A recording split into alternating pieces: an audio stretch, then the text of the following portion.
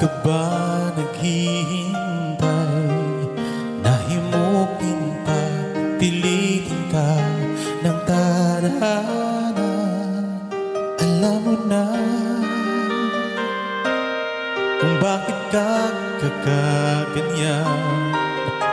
Lumulutang, nasasayang ang buhay mo, at ang ibinubulong ng iyong puso. Natutulog ba ang Diyos? Natutulog ba?